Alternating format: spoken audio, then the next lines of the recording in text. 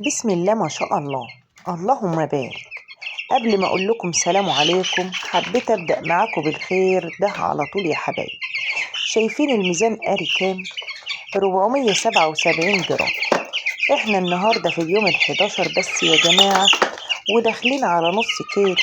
فيه كتاكيت كمان كانت بادئه معانا اوزان صغيره جدا، حوالي 175 جرام، والحمد لله فارت وحصلت اخواتها.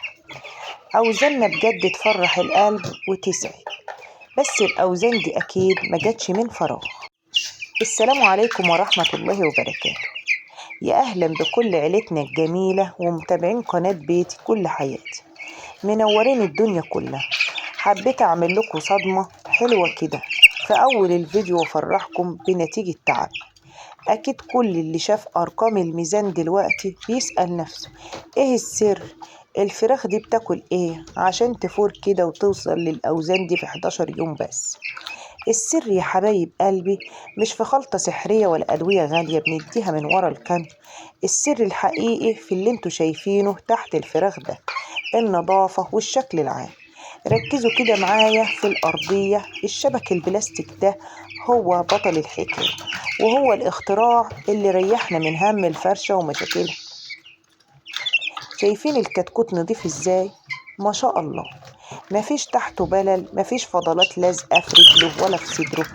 الشبك ده بيخلي أي مية تقع أو أي سبلة تنزل تحت خالص بعيد عنه. زمان كنا بنعاني من نشارة اللي بتتبلل وتعمل ريحة أمونيا تكتم نفس الفراخ، لكن دلوقتي الوضع اختلف تمام. عايزة أقول لكم إن طول ما صدر الفرخ ناشف وبعيد عن الرطوبة، انسوا بقى الإسهالات بجميع ألوانها، وانسوا الكوكسيدي اللي بتنشف الفرخ وتضيع وزن. الكتكوت اللي معدته مرتاحة وفرشته نظيفة بياكل ويهضم واللحم بيبان عليه، وتلاقيه يومه بيجي ب10 أيام.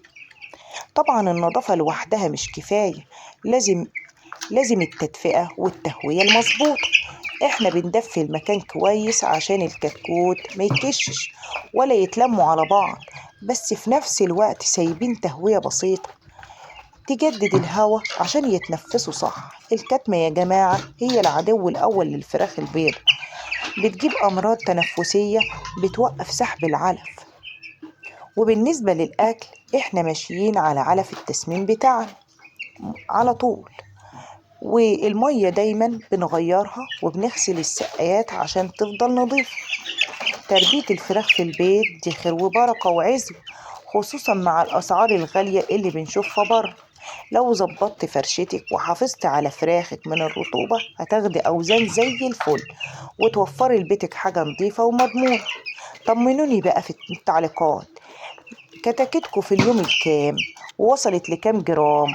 وهل بتستخدموا الشبك ده ولا بتربوا على نشارة؟ هستنى أقرأ تعليقاتكم وأرد عليها كلها.